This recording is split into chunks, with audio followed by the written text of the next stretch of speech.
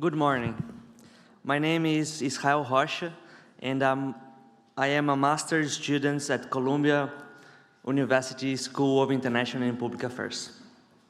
As you saw in many of yesterday's discussions, countries are implementing green policy framework that will be game changers in the global markets in the next few years. The US Inflation Reduction Act is providing billions of dollars for decarbonization. The European Green Deal set ambitious emissions targets.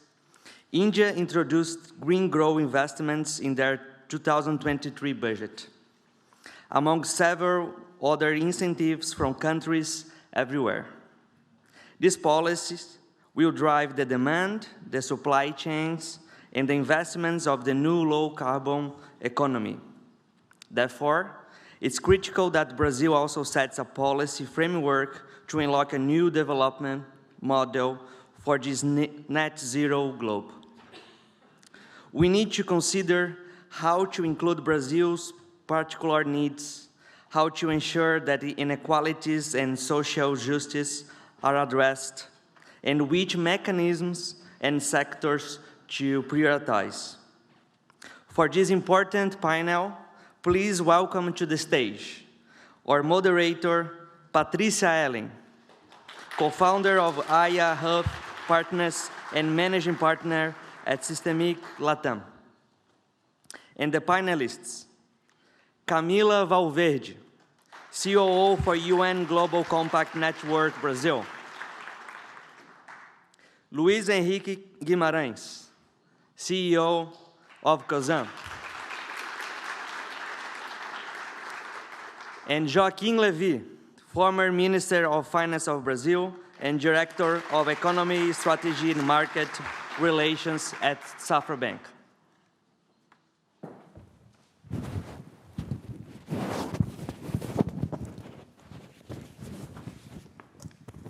Good morning, everyone. It's an honor and a pleasure to be here with you, talking about such an important topic to all of us. Maybe the most important topic that we have today. Thank you, Luciana, Jorge, for organizing Brazil Climate Summit.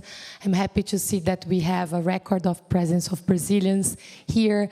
Hopefully everybody stays also for Climate Week and for the UN General Assembly, because we need to occupy our space in these debates, because things are changing rapidly. As we can see, the numbers are very big. It's not billions, it's trillions. In the Inflation Reduction Act, the total amount now is summing up to $1.8 trillion, more than 500 billion going to the energy transition. The response from Europe was a package with the European Green Deal that's summing up to $1.6 trillion. And now we have an opportunity in Brazil.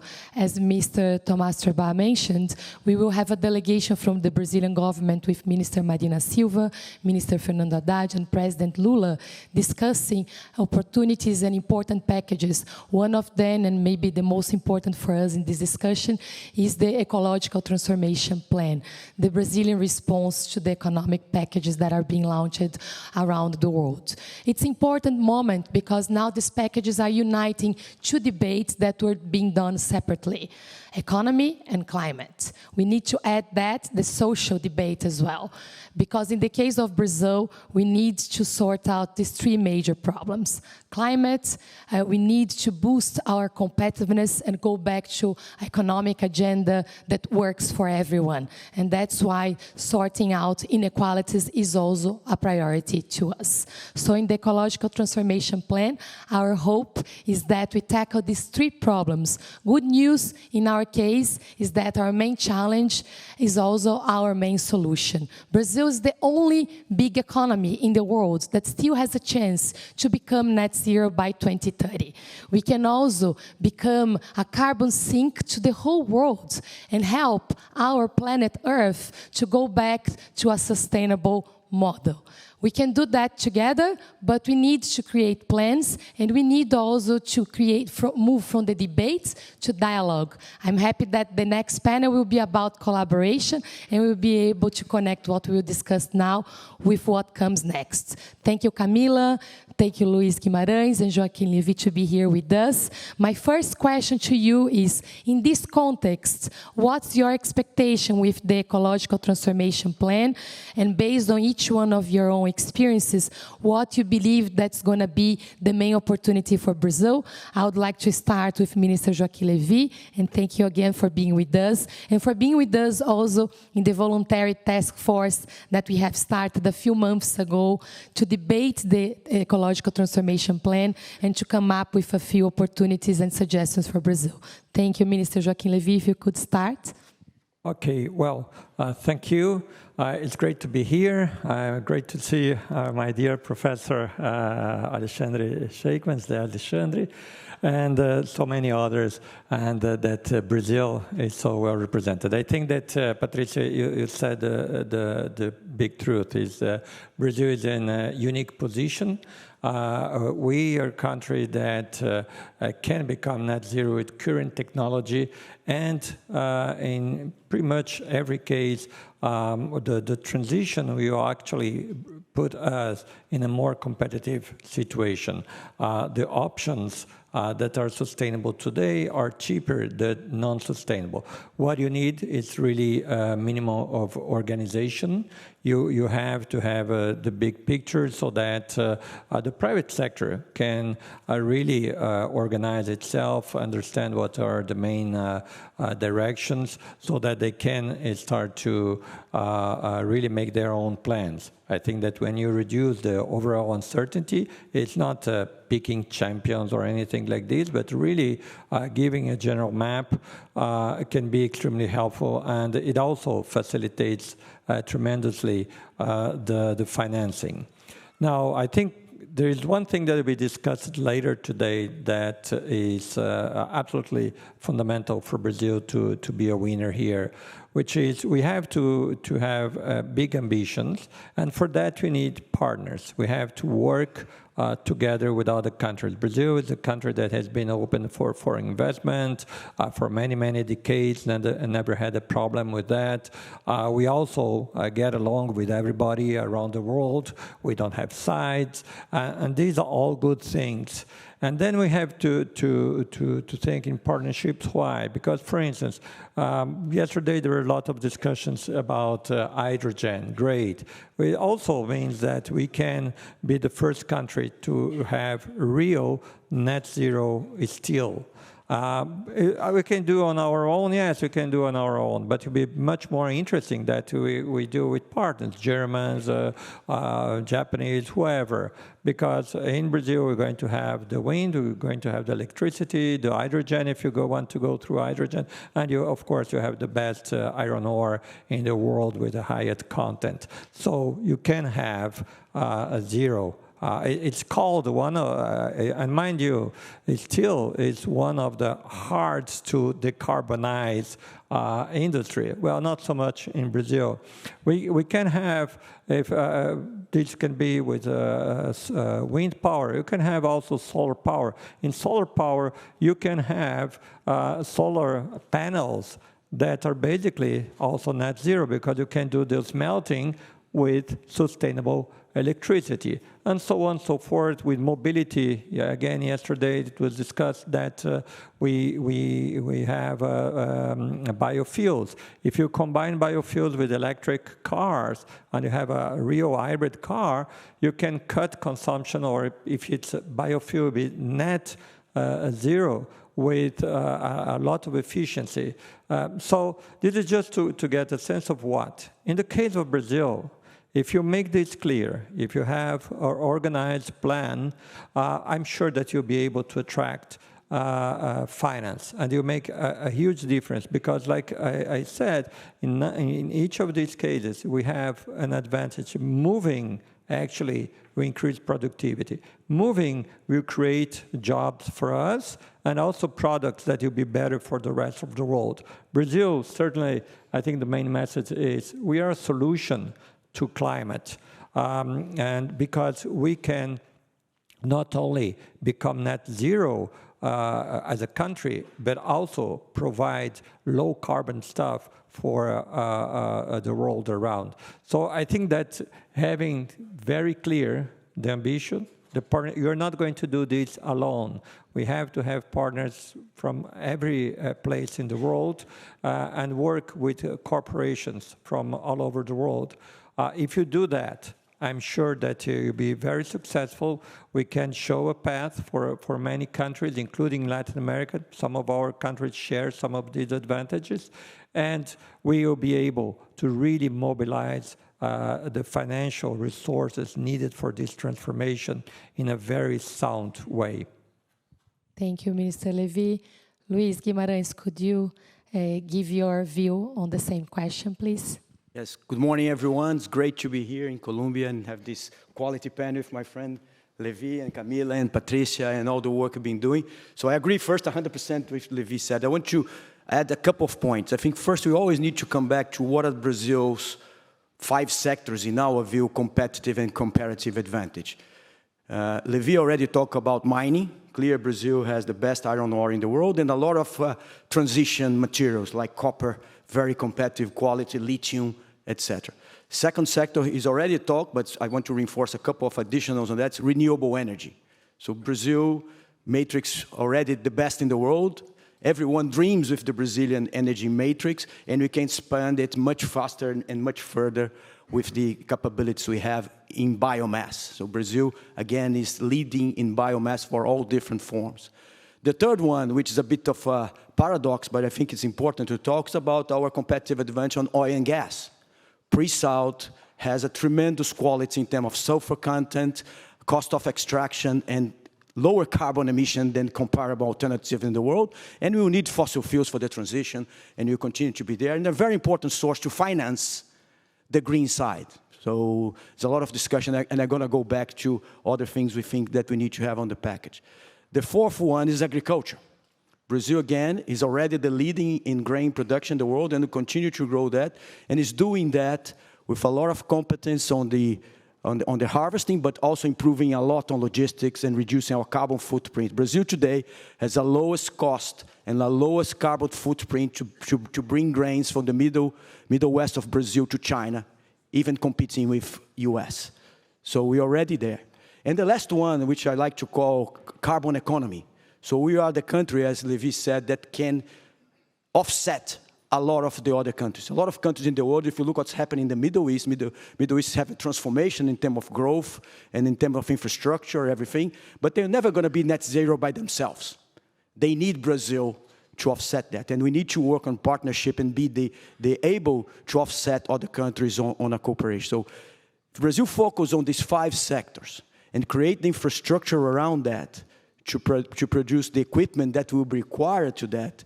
It's much easier to compete than try to compete in industries that already consolidate in other parts of the world. This is an industry that's being created. So who are going to be doing? I see my friend André from Siemens there. Who are going to construct the new hydrolyzers and the things, etc.? Brazil can position itself. So when you ask the question, Patrícia, what are the pillars for the package? I think one is financing. I think it's external, internal. And I'm passionate about how to use the difficult tax structure of Brazil, the debits and credits, to help on that. You're not to solve it, but help on that. But we need to talk about how to form people. And I think the development of people and work with the unions and the people to bring the industries and the employers together on this journey. We need to invest on the new frontiers, not training people for the past. We lost the past industry, in my view. So we don't want to compete in the industry that already have gone to other places and are more competitive than us. We need to get in the new thing. The third one, we need to work hard on license and regulation. So our license process, a way to explore the natural resource that we have responsibly, get in a big debate, and we are losing time.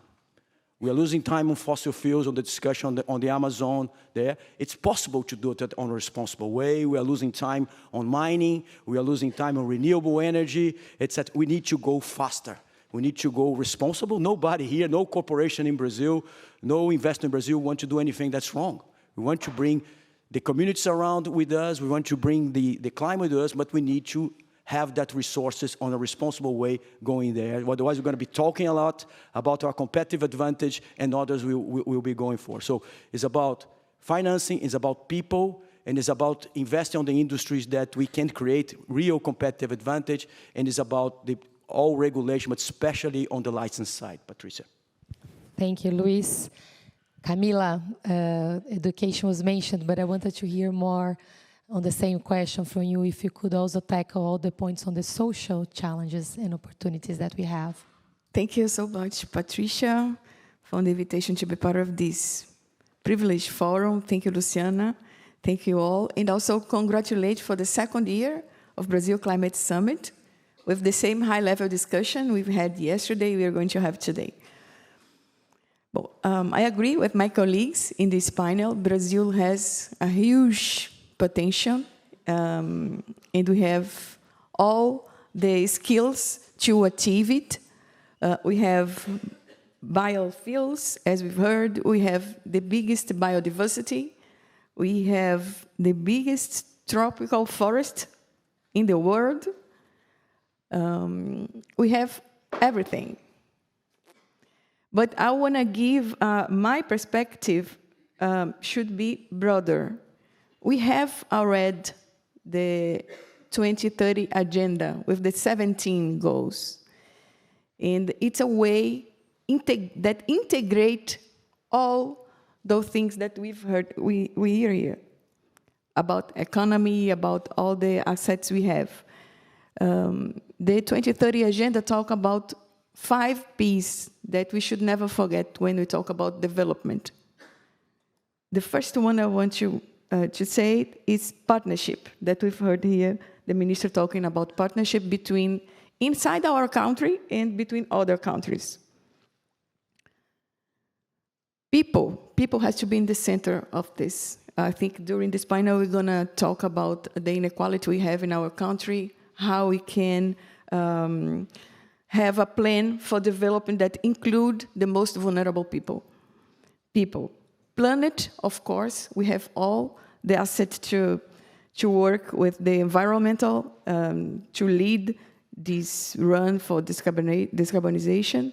And the third one is peace. I have someone here in front of mine that love to talk about peace and dialogue. And if we don't have dialogue with other countries and inside, and if we are not open to dialogue, to listen different opinion, we won't find the right path to go. Thank you very much, Camila. Minister Joaquim Levy, one specific question to you is about the specificities of an ecological transformation plan or a Brazilian Green Deal. If we think about the Inflation Reduction Act, given that we are in the US now, the package was very significant, so summing up $1.8 trillion, as I mentioned, and it's very well organized in a qualitative way around the main sectors that have the highest potential. That's why energy transition is the one where they have the main investments. But it's also a package that cut a tradition from the US from the last 4 decades, because it's now an industrial policy. You know, so in the last 40 years, if I'm not wrong, there were no industrial policies as this one that some people are calling the economics. But in this economics, there is a lot of incentives. So there is a piece of the package that's about subsidies. There's another piece of the package that's about organizing a new way to do public-private partnerships in blended finance instruments, and regulations connected to that as a few examples of what's happening. There is also a very high level of investments in science and technology. So my question to you is, how can we organize a similar package in Brazil? And in this case, which should be the main levers, given that we will not have the same amount of money as they have, as we are talking about trillions of dollars here. And every time we talk about subsidies, we also shut down half of the leaders in Brazil. So we are in a very big opportunity, but also in a challenging moment to create and promote these types of dialogues. So how would you approach this package? Well, that's a great question. I didn't want to give any spoiling about the package that, of course, the government is preparing, and with a lot of consultation, and this is very positive. And I think the government recognizes that in many aspects, the private sector is really ahead of the game, and they're listening to the private sector. As you said, we really cannot compete with all the money, public money, that the US or even the European Union may want to put on that. And in some cases, I think we don't need. There are cases where you have to think about clever ways to finance something that is eminently positive. And say it's a net positive in terms of finance. I just take an example, very simple example, electric buses. We are ready. We do have companies in Brazil, both domestic as foreign companies that are located in Brazil that are ready to produce electrical buses.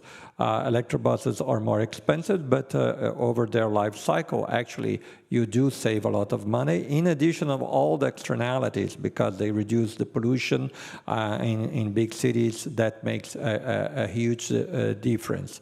So in Brazil, the question that São Paulo came up with the idea, or actually a bid for 1,000 buses, and we can get to 5,000 buses, how to finance that.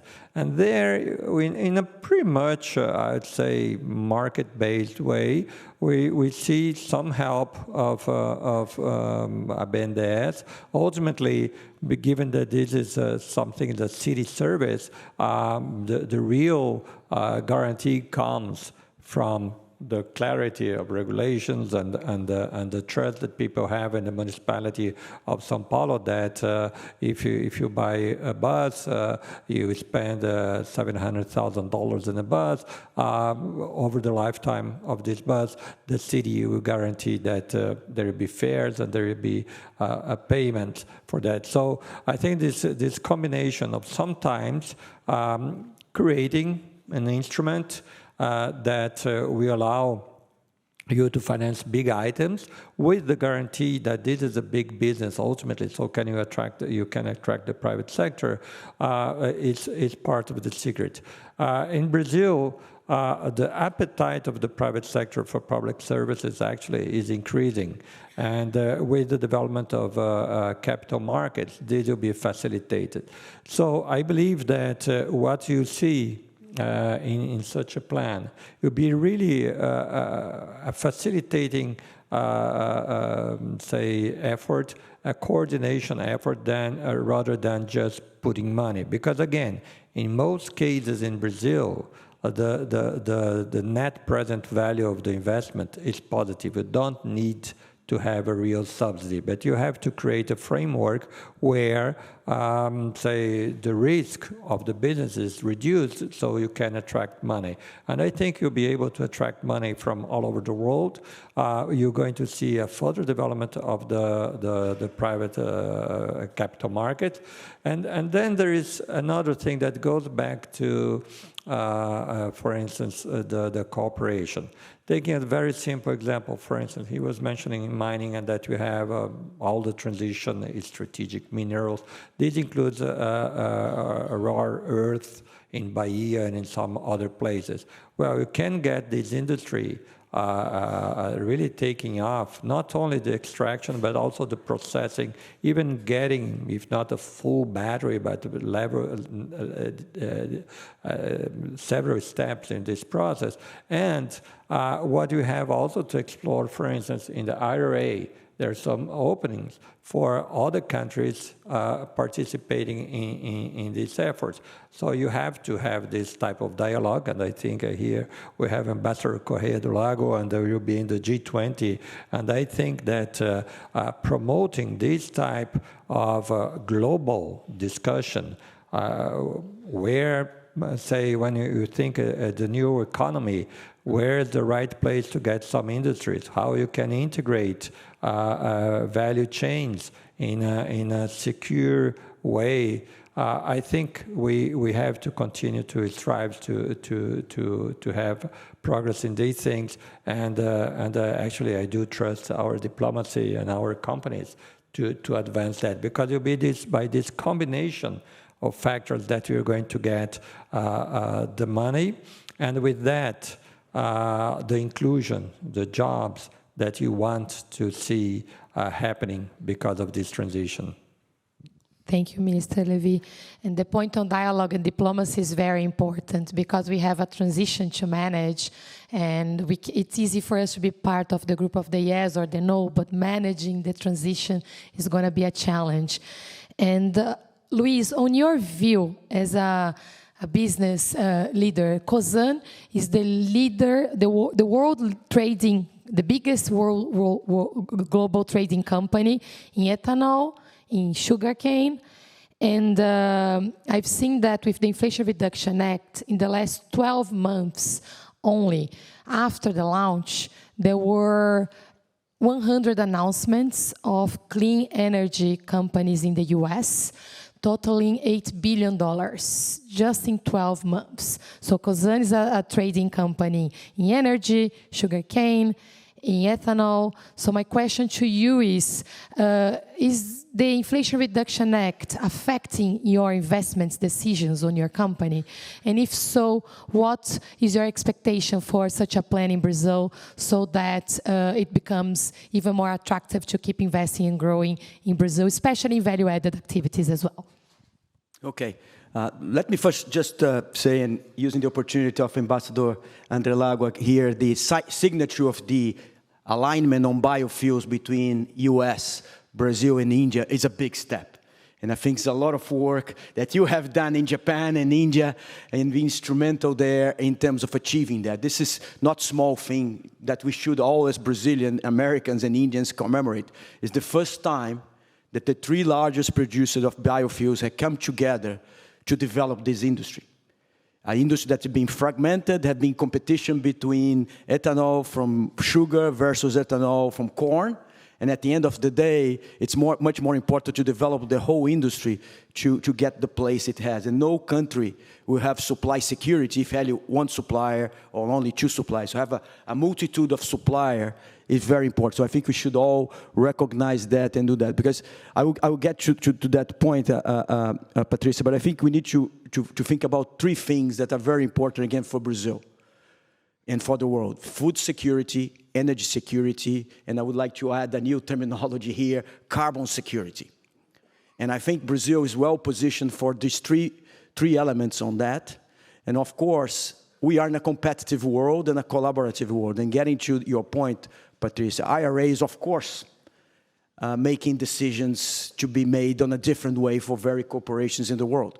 And the reason why the US got a lot of these new investors, they have dislocated for other countries when they were doing their calculation. We, as Raízen, for example, which is one of the companies that we invest and has a joint venture with Shell, we are looking at the opportunity of second-generation ethanol in the US and benefiting from the IRA, even if the US, in that case, is less competitive than Brazil. So if it was a level playing field, all the plants would be done in Brazil, no doubt. But with the IRA push, there is a possibility that the plant in the US be more profitable than the same plant in Brazil. So we need to watch that, and it's very critical, and we have a clear case. Not that we're going to stop to doing the Brazil, because as Levy said, it's still profitable, but the speed and the pace that some of the investment will be done will, of course, be dependent on the individual returns. And when you combine that with the push of SAF, for example, and you can get an integrated in terms of the plant that we are not going to be doing. Raízen will not be doing a SAF plant, but ethanol is a feedstock fundamental to the SAF, and you can combine on a hub. It has a lot of attractive. And this is one of the things, for example, and I think São Paulo State is doing a very good work on that, and in combination with the federal government, to develop a SAF hub in Brazil, in Paulínia, close to the mills. Because imagine that Guarulhos can become the first airport in the world that can have a lot of SAF and help on the decarbonization on the long-haul routes of Delta, United, British Airways, Lufthansa. Because people, their targets, they can be offset in any part of the world. So we can transform Guarulhos and Galeão on a big hub for SAF if we do that. So I think value chain integration, select the industry that we want to be big is very important. And I think this is one thing that we as Brazilian government and Brazilian private sector need to do, is focus. We cannot be good in everything. And this is always the problem. In every country, in every company, in every discussion. We want to be good in hydrogen, in SAF, and mining. Not going to be. We need to select a few industries, put all the effort behind, support it, and then you keep building that as you go forward, because the money is limited. We are a poor country, right? We cannot get $1 billion even to be done that. So we need to be doing it very creative, and I think this can be done on a fast way. So my expectation, Patrícia, is that clarity of the regulation, and I think the discussion we have in Brazil today on the carbon market, right? The law that's going to Congress is critical. It needs to become an incentive, not a penalty. And we have a big risk that this law becomes an additional Brazilian cost and we become less competitive if you not watch out. We have a mentality in the country that's it's easier to punish than to reward. And we should, on the case of carbon, in the case of our move towards the net zero, reward more than punish. Because this is what's going to move companies to do what's right. And by differentiating who is the top of the ranking, people don't like to be on the bottom. And we keep discussing who's going to be on the bottom, discuss who's going to be on the top. This is what I think the US and Columbia and the other universities doing here. You're not show who are the worst students. You show what are the best students, and everyone want to be the best students. In Brazil, sometimes want to show what are the worst companies rather than say you want to be on the top. So I really wish, and I'm working hard with the legislators and the government, that this become a reward mechanism, not a punishment mechanism, because otherwise we're going to be going backwards a big time. Thank you, Luís. Camila, back to talk about the people in this equation. It's very symbolic, by the way, that after finishing the Brazil Climate Summit, we will have at the UN headquarters the SDGs in Brazil. Before the weekend, where we will have the official SDGs Action Weekend from the UN, but the global SDGs Action Weekend. So my question to you is, from the perspective of the other SDGs, aside from the ones related to climate, how do you see an opportunity for a plan like a Brazilian Green Deal or ecological transformation plan?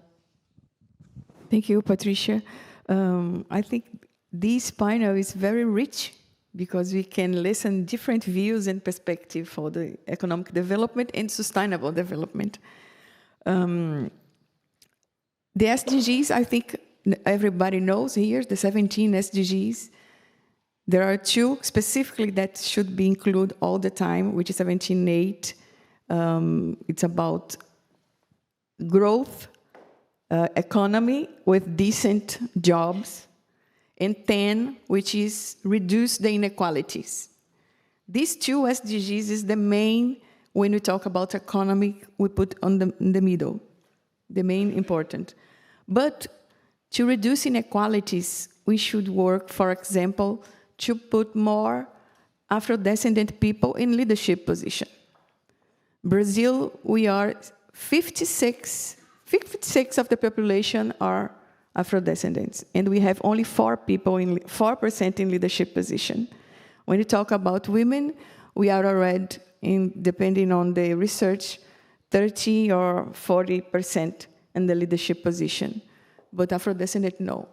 So how we're gonna have a more development country where 56% of the population are in only 4% of the leadership position?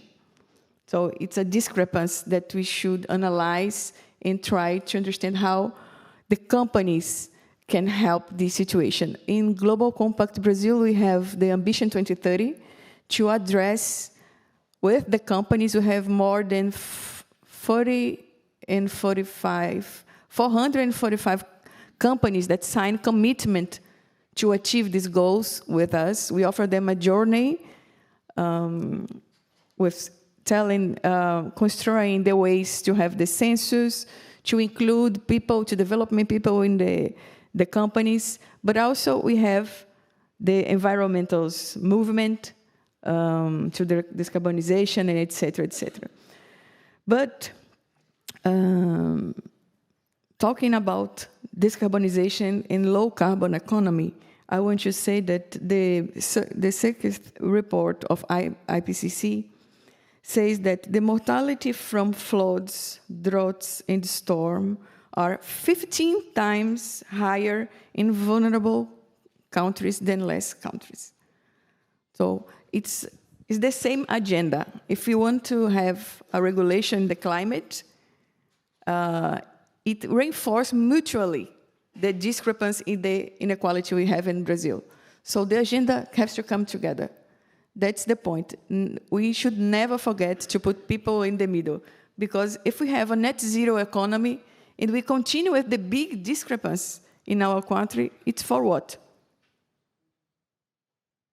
So that's the point. Development has a crucial relationship between climate justice. I believe this, and we should work on this. Very well said, Camila. I think we are doing a good job now globally to put together economy and climate, but we need to make sure that the people focus is also there. It was very good that the Minister of Finance, Minister Haddad, that's going to be here with Minister Marina and President Lula in the ecological transformation plan, put creation of jobs and productivity as a priority together with inequalities and sustainability. So I think we are in a good path, but with a few complications. So I will ask a tricky question to our minister. I was very impressed to listen to Professor Stiglitz. We were in Brasilia together 2 days ago. The Open Society organized a very important discussion. We had it in partnership with CNI. We were discussing about how Brazil can create a journey all the way up to G20 and then COP30. And Professor Stiglitz said that the field is no longer leveled. And he also mentioned one sentence that Jake Sullivan, who is one of the national security advisors to President Biden, he mentioned that the WTO rules were not adequate anymore for 21st century. So that's why the US should not follow them anymore. And with the Inflation Reduction Act and the European Green Deal, it's true that it's being hard to have to level the playing field. Then Professor Stiglitz said, Brazil needs to play a global role to level the playing field and become a global green power. The US created the WTO rules, then threw them away when they were no longer useful. So the question to us is, how can we turn it around? And given that we have Ambassador here together with us, André Corrêa do Lago, I think we have a huge opportunity here with the Brazilian diplomacy to fill the room and come back to level the play field. But how can we do that, Minister Joaquim Levy? Look, there are several ways in doing that. Luís mentioned something that's very important. Brazil can, in addition to really show the way on how to be net zero, it can help other countries in reducing the global emissions. One thing that I believe will get greater prominence in the next COP is something that actually the Ambassador Kerry brought to the last COP in Egypt, which was the idea of, you're talking finance, one of the largest flows of finance could be how to use the sinks or carbon credits to smooth, to lower the costs of the transition. There are some people that think, well, if you give a bigger role to carbon credit, this will slow down the transition, and slow down the technological development. I don't believe so. So I think the recognition of the benefits that, well, forest preservation, conservancy has, reforestation, agricultural practices. Brazil has an enormous potential, for instance, of increasing carbon in the soil, the so-called soil organic carbon. Brazil, Australia, we can have, again, partnership. We have to be with other countries that also are good at these things that are global solutions, okay? And then you have to work. And I mean, we have the best diplomacy, a diplomacy of peace that can help with that. And there'll be a discussion. I'm sure that between this COP, G20, and of course COP 30, the discussion of, okay, how you can get corporations participating in the protection of forests and really integrating nature-based solutions to their trajectories. I think also we can work with something that impact every corporation, which are the new accounting standard. ISSB has issued standards that will require all listed companies to tell what is their strategy to get to net zero. And then we have to be able to show that having carbon credit, or whatever name you want to give to that, but having nature-based solution a part of the strategy, a part of the path for these companies to go to net zero. That's exactly the way we are first. Of course, promoting the global good, because these are the real solutions. Second, this is also a way that reduces the risk that the transition will only increase the divide between high-tech countries and the South. And the South will, carry the burden of all the climate change. Will be much worse in tropical lands.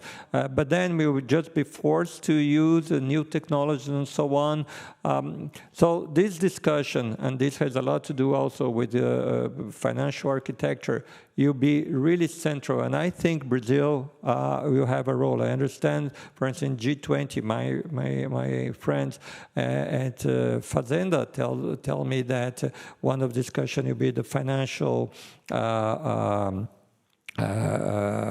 thread in the G20 and discussing development finance, climate finance in an integrated way. So I think these are the ways that we can compete that. We have also a few levers that you have to use carefully, but can be powerful because, again, they can help organize certain things. I was yesterday with President Jean-Paul Prates from Petrobras.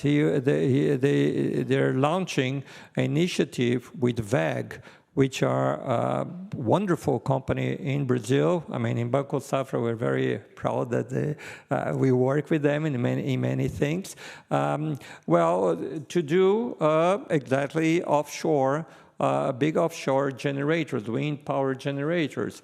Okay, we have this technology, we can do that. It will be profitable for Petrobras, for the shareholders, for Brazil, and they have the muscle to really start to do that and show what you can do. And this will be essential, for instance, when I mentioned to have, say, a green steel and other things. We have, from now to 2050, you have to triple at least the installed capacity of electricity generation. That's possible. Between 2000 to 2020, we doubled.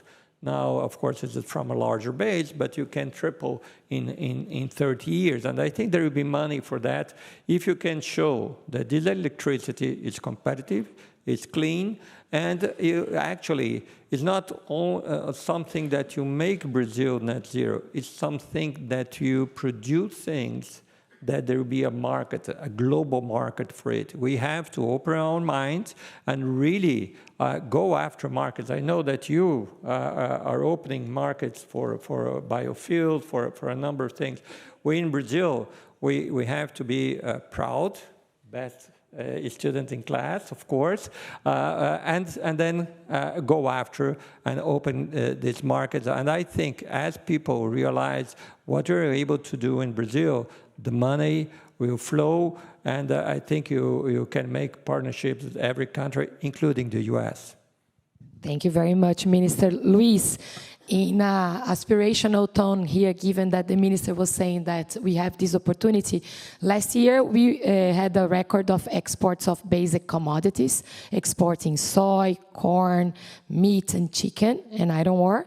With the international competitiveness, if we don't change the course, we will keep on exporting only low value-added commodities. It's not that's not important to our matrix to export commodities, but it's important also to go back to higher complexity goods, better jobs, better quality jobs as well. So in your aspiration, how our matrix could look like in 3 to 5 years from now in terms of exports of high quality and net zero carbon commodities, but especially high value added products and services? Okay, first I will a bit disagree with you, Patrícia, which is good to get a bit of attention here. Let's not be ashamed of being a good exporter provider. Australia and Canada are excellent examples of countries that being very healthy, very clean, and very unequal, right? Very equal in the sense of them, and they have done that by the resource they have. So we shouldn't be ashamed of the nature of things that we have. However, we can add value. And I have no issue on that. But if we keep talking about ourselves, and Patrícia, sorry about being on that, we keep putting ourselves again on the bottom of the curve. We are on the top of the curve. Our commodities are the best in the world, by far. Are cleaner, are cheaper, and are abundant. And will continue to grow. So I can only do it for a friend. If she was not my friend, I wouldn't do that. But I didn't say it's bad, by the way. I said it's not enough. We agree. Oh, I need a bit of tension here, right? It was too kind, this panel here. But I agree with you 100% now that we can add a lot of value. And again, I'll just give some examples that for us, I can talk about real things. So you look at second generation ethanol. This is the thing, one, only Brazil has. The technology is developed in Brazil with partnerships with Germans, with Canadians, with Americans, but it's done and aggregated, integrated in Brazil. This product uses only waste. These products have a premium of at least 200 euros per ton of carbon on top of the price of the commodity. So this is adding value, right? So this we can do with a lot of other things. As Levy said, we should be looking at industry that we can be competitive globally, and our products can be competitive and greener than the other ones. Still an example, but we can do, like WEG is a tremendous scope. I'm sure that the components they will build in Brazil can be marketed globally as greener pumps, greener generator, greener other things. So we need to brand Brazil, and I think there's another homework that I would love to see what Minister Haddad, which is doing a great job in steering the whole government towards the direction of energy transition and ecological transition, to have that. We need to rebrand Brazil. So we need to rebrand Brazil with the green attached to everything we do, because we are there. Everything that to do there. So I think, Patrícia, is really, again, selecting the sectors that we have, and they will be connected to the commodity sectors, because where we have a lot of competitive advantage, and creating the value. So I think hydrogen is something that everyone talks about, but Brazil can really be able to do that. But to do that, we need off-takers. We cannot forget that. And the only way that E2G got out, we have E2G in more than 10 years working on that. Why it worked out in the last 2 years and we expanded from one plant, small, 40 million liters, to 8 plants being constructed at the same time now with 8 million liters each plant, because we got off-takers. So we build the plants based on contracts with the big oil companies that want to offset their carbon. And then we can build. So it's the same with hydrogen. So you have one of the largest mining companies in Brazil, Vale. Vale would love to have hydrogen at $2, right? At $2 to transform, because what is mining carbon footprint? Is everything that moves, right? It's big trucks, big trains, and big ships. Right, Malu? If I say something wrong here, you correct me, please. So it is the thing. So everything, and this will all need to be fluid in some way. So it will be biofuels, will be hydrogen, will be bioammonia, and it will be biomethanol. Again, Brazil can do that. I don't know if you guys know, but half of the bunker fuels that Vale ships use are done outside Brazil, because fuels in certain parts of the world is more competitive, like Singapore. We can bring a lot of this volume back to Brazil if we have competitive hydrogen. And these ships could leave Maranhão and Espírito Santo fueled to go to China and go back. So this is about adding a lot of value in the things we have at hand. But we need to get the big, like what Petrobras is doing, WEG, we need to take the big corporations, the ones that have the offtake, to put on the table, and then the industry will find solutions to sell what they need at a cheaper price. Not, as Levy said, we're not creating national champions and having someone who will be the hydrogen king, right? It will be a combination of people that will be able to supply.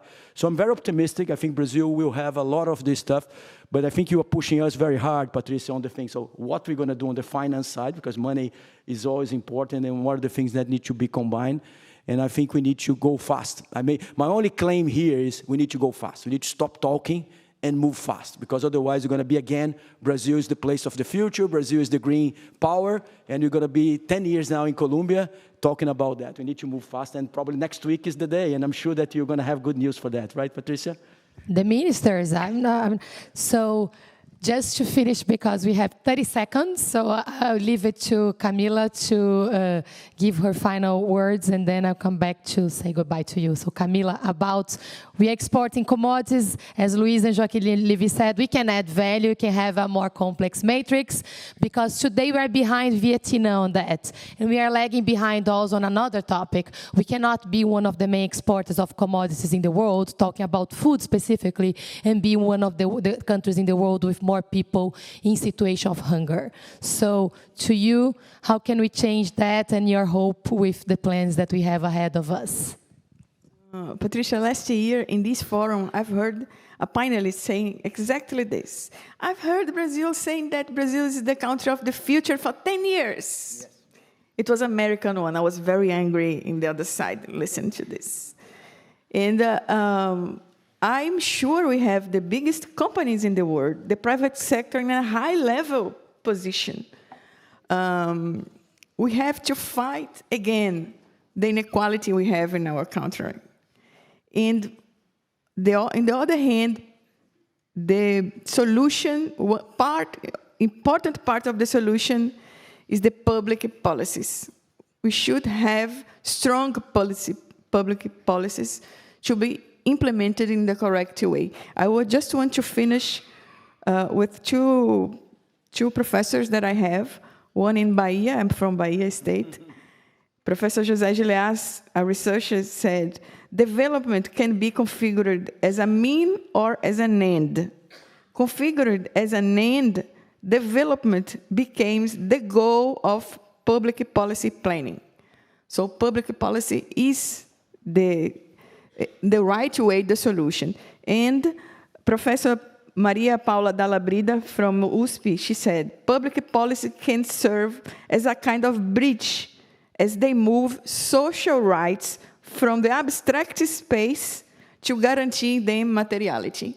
So let's fight together to strong public policies in our country that include people and continue developing all the big things, the big companies we have, but putting people in the center. Thank you. Thank you, Camila. Thank you, everyone. Very beautiful. So to close the panel here, just wanted to ask everyone, we have the Climate Week starting next week on Sundays, the official opening.